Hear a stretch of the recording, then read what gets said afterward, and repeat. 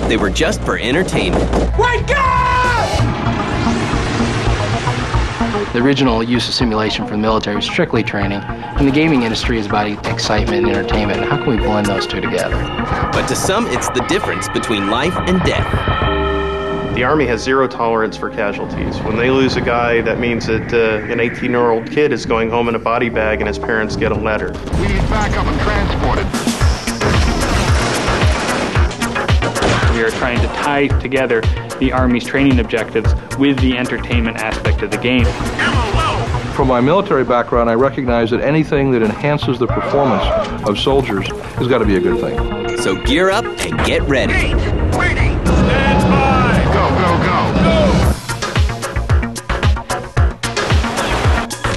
The soldiers were playing on their own time at all hours of day and night, voluntarily training. And this is not something that generally happens. This is Gaming in the Military. We're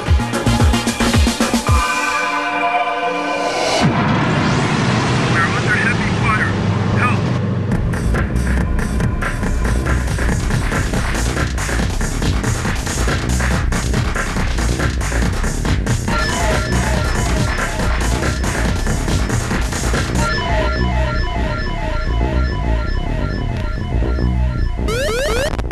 1982, the U.S. Army considers using the popular arcade game Battlezone as a training simulator for the Bradley fighting vehicle. Ultimately, the project is canned, but the idea is not forgotten. 1996, id Software releases Doom. The game shakes the industry and also perks the interest of the United States Marines, who then create a modified version called Marine Doom to supplement their training. Gaming in the military has arrived. The Army has had some success in adapting commercial titles to use for portions of their training. For instance, I know they've adapted Doom, and some groups have used Quake, and we even talked to one group that was using Medal of Honor, and they were using it to get down their squad movement and movement by fire and a lot of their drills.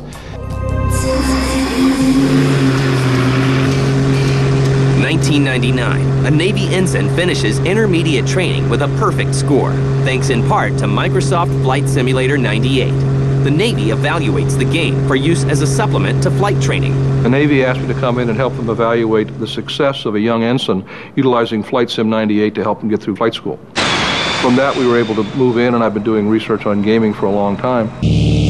From my military background, I recognize that anything that enhances the performance of soldiers, especially the young soldiers who are much more game-oriented, has got to be a good thing.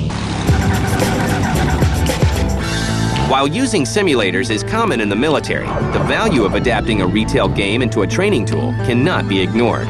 The original use of simulation for the military was strictly training, and the gaming industry is about excitement and entertainment. And how can we blend those two together?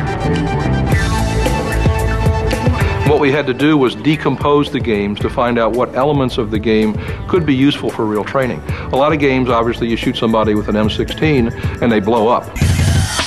Well, that doesn't really happen. So that was negative training, so we'd have to take that part out.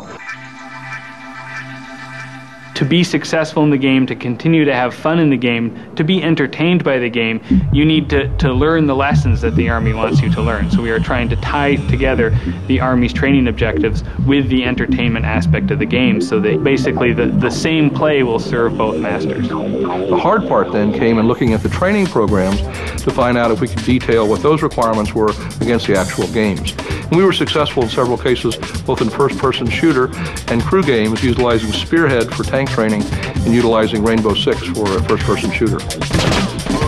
Cost is one of the biggest factors contributing to the use of commercial games.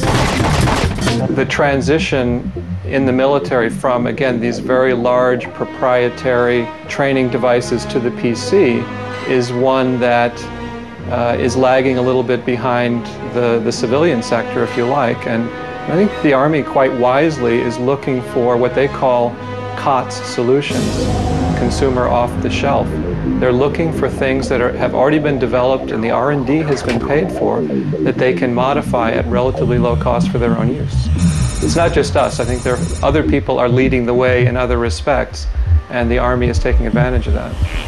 It's very expensive to put a battalion out in the field for live training. It can cost over $1 million a day.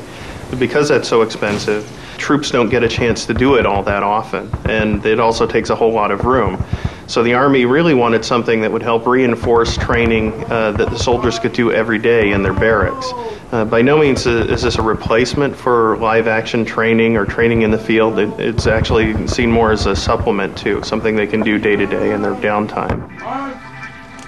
Thanks to COTS, for less than $5,000, the military can have a machine that does the same job as a $650,000 simulator. As one example of COTS in action, in 2000, the Army adapts Novologic's Delta Force games as training sims. We were in touch with a now Major Illingworth over there who was interested in how basically computer games could be used to help train soldiers.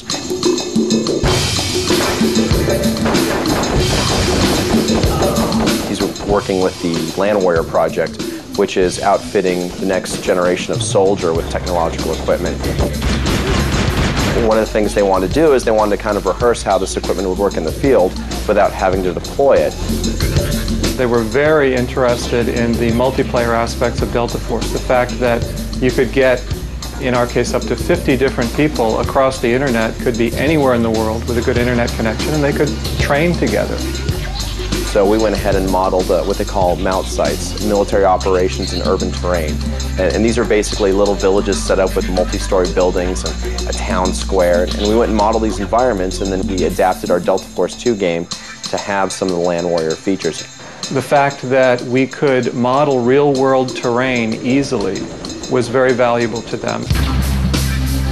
The version which the military uses actually has detailed models of Army bases as part of the game, specifically MOUT sites, so that soldiers can rehearse on a computer and then go to a military exercise and in real life do what they did on the computer.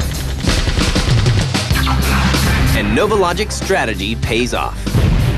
When we first provided the Land Warrior software to the test platoon at Fort Bragg, 50 or so soldiers were going to be the first in the U.S. Army to receive the actual Land Warrior hardware system. And before they got the hardware, they got our game. So networks were set up in the barracks at Fort Bragg. And the feedback we got was that the soldiers were playing on their own time at all hours of day and night, voluntarily training. And this is not something that generally happens. I mean, you don't find soldiers, voluntarily doing push-ups. But Delta Force is just a start. Another game on the horizon will change the way our soldiers train forever. Papa Bear, this is Alpha Squad. We need backup and transport at Delta Charlie 6-4. Do you copy? Over. Some patrols to the west. Bravo, this is King 6. Area secure. Move on to the next target. Novologic isn't the only developer that manages to catch the eyes of the military. In 2001, a company in the Czech Republic called Bohemia Interactive finishes their first project, an ultra-realistic action game for the PC called Operation Flashpoint. The game is showered with praise and sells over 1 million copies worldwide. Operation Flashpoint is a great example. They have a lot of realism in there. If you run, you're breathing heavy and your aim point bobs up and down and stuff like that. That's great for the entertainment value for the first-person shooter. And then the few and the proud step in. We examined a couple platforms, and then we had Lieutenant Mathis come aboard, and he transitioned over. He saw Operation Flashpoint. He made a couple of contacts with Codemasters and Vendor Helper. He introduced us both, and we sat down, we evaluated, and as the program went forward, we found that Operation Flashpoint was a better tool. Better platform, better gaming engine, and it suited the Marine Corps to all their needs and requirements. In December of 2001, Bohemia Interactive and Orlando-based Coalescent Technologies began work on a modified version of Operation Flashpoint called Virtual Battlefield Systems, or VBS-1. One of the first steps to converting a game into a military simulator is to ensure that everything from uniforms to vehicles looks just like the real thing. We did include some of the models that are typical to the Marine Corps, like the amphibious assault vehicles, the Harrier, which is not included in the original game, the CH-53, which is a transport helicopter, so the Marines could see the uniqueness of the game.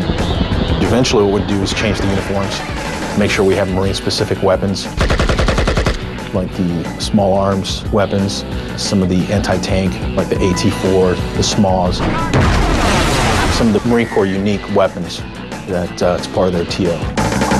Both companies take great care to ensure that the new game meets the strict requirements of the U.S. Marine Corps. Alpha 1, the convoy is now leaving in 5 minutes. If you're trying to train, what you need to start with is the learning objectives. What is it you're trying to train? And then you need to basically build the whole product around that objective. It's not necessarily the mission that's being carried out that's important. It's the pre-planning stages. When they issue the frag order and they go down as the chain of command, as they're given a mission, and they carry that mission out. It's the actual role rehearsal and the pre-planning, and then the debriefing. What went wrong? What happened? Why didn't you accomplish this mission? In February 2002, the Marines began using VBS-1, and its execution looks a lot like your average LAN party. Typically how we set it up is we have 16 computers. So the team's a little bit offset, but what we would do is we would have maybe 3 to 4 fire teams playing against what they call an opposition force, which is actually guys behind the computer playing the bad guys. While both Delta Force and Operation Flashpoint are games that became training tools, sometimes this transformation can go the other way around. The most recent example is Full Spectrum Warrior, a strategy game developed by Pandemic Studios. The Full Spectrum Warrior started off initially as a training project for the U.S. Army so that they could better train their incoming light infantrymen in how to fight in an urban combat environment. We're taking the assets that we've created with under the auspices of the government, and we're parlaying them into a game that has an unparalleled level of realism. We're calling it a tactical action game, although it really is hard to kind of fit within any known genre. In a very high level, it's playing a war movie. It's with an ensemble cast, moving them through dangerous terrain in an urban situation, and fighting it out, being their commander. The first version of Full Spectrum Warrior is built for the Army from the ground up with a budget of $5 million. One of the primary differences between what they did with us and what they did with the other games is that rather than adapting an existing civilian software product, they actually came to us and formed the software product so that it directly incorporates the training and doctrine in the very core of the gameplay. So this was developed specifically by the Army, for the Army. As a result, there are some key differences between Full Spectrum Warrior and other games. The goal for most games is purely on excitement and the emotional thrill and the graphical experience. Tango down! Whereas the Army's goals are really to train their soldiers, not necessarily to make big explosions, but to accomplish their mission with the least possible use of force, and also to keep their guys safe. In a game, keeping your guys safe is not a really major factor. If you lose a guy, you just hit reload or you get another life. The Army has zero tolerance for casualties. When they lose a guy, that means that an 18-year-old kid is going home in a body bag and his parents get a letter. And to turn this military game into a commercial product, a little bit of Hollywood comes into play. When people play games, they expect a little more graphic and audio impact, akin to what they see in movies. Some of the ways that that's evidence is when an M4 fires, it really isn't a super loud, ear-shattering crack. But for a gamer's perspective, that's what he's used to seeing in movies, and there's a payoff there, a visceral thrill to hearing that when he has his guys shoot. So we make some changes basically to sort of Jerry Bruckheimer the Army version. We'll have a story to kind of keep it all together so it makes sense and progresses through. So what type of cargo does it need to have? Something that we wouldn't want the bad guys to get. We're also going to add more individuality to the characters. In the Army version, who the characters weren't as important as just making sure that they behave like humans. But in a real game, I think that players are going to expect that those are actually characters. When Pandemic Studios finishes the Army version of Full Spectrum Warrior, the top brass is impressed. They had a blast. The reaction's been through the roof. They were really blown out of the water in terms of what they've gotten. Their traditional simulations like this are like Excel spreadsheet, little dots, top down, move it runs a little, very turn-based. And they were just amazed that they are able now to actually visualize what it means to be in an urban combat situation. With the Army version done, Pandemic focuses on the retail version, which hits store shelves in the first quarter of 2004. Contain the enemy with explosive force. Meanwhile, the Army decides to try their hand at something completely different. That's not the enemy!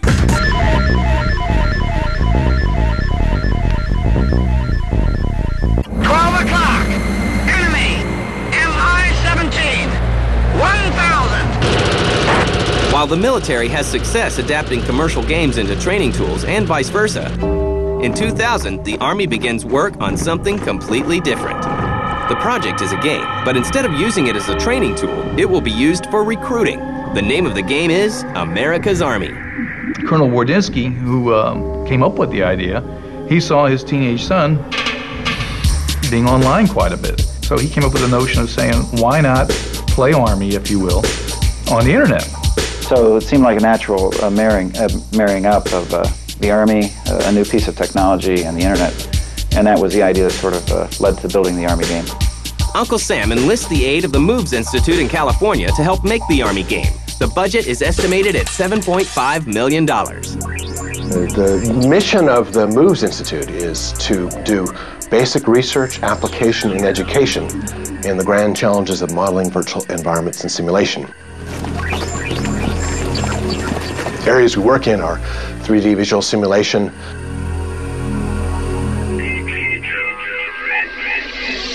networked virtual environments, computer-generated autonomy, human performance engineering, immersive technologies, and defense and entertainment collaboration. So what we've been doing the last couple of years is trying to bring in entertainment industry technology into the Department of Defense and trying to repurpose it for Department of Defense uses.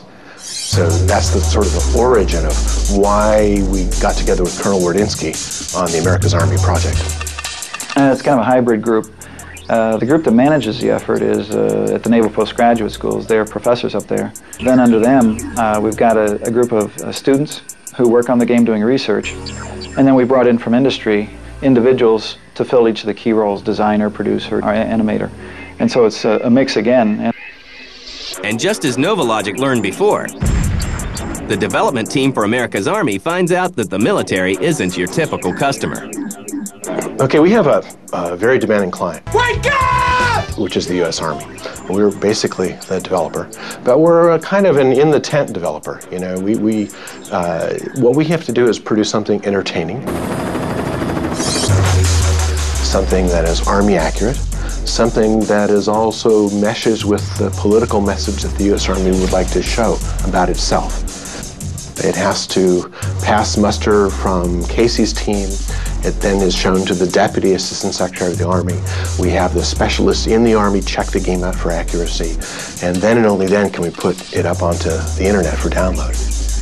And some very unique steps are taken to prepare the America's Army team.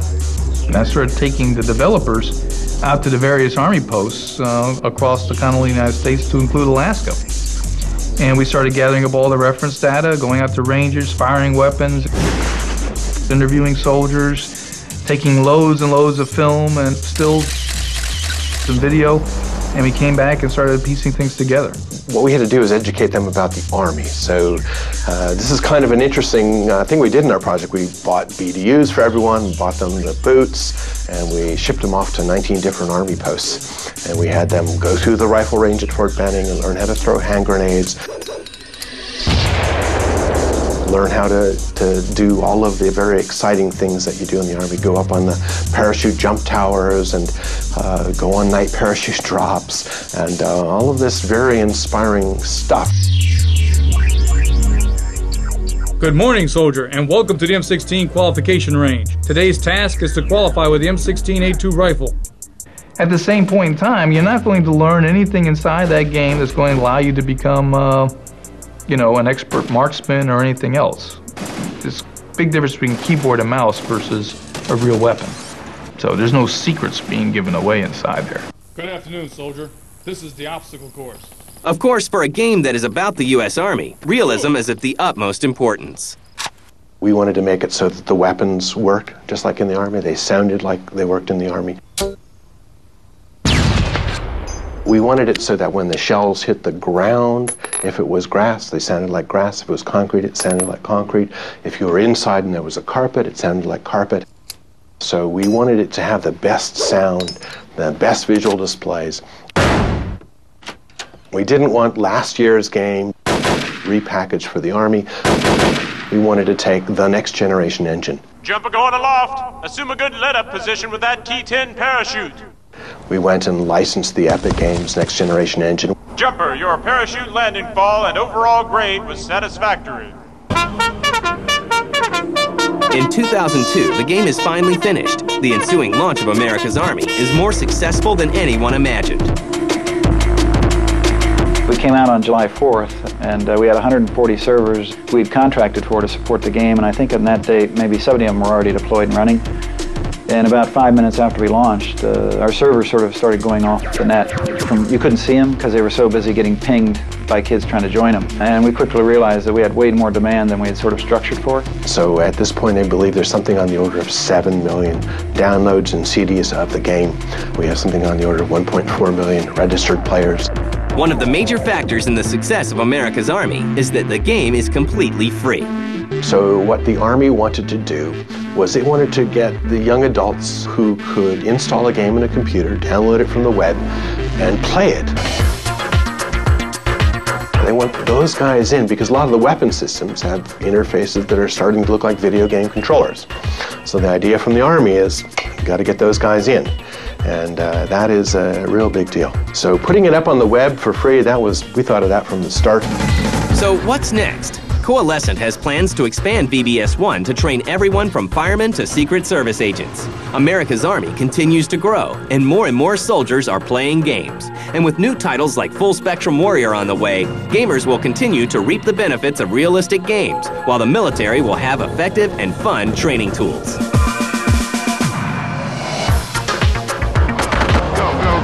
Stick together and stay near the road.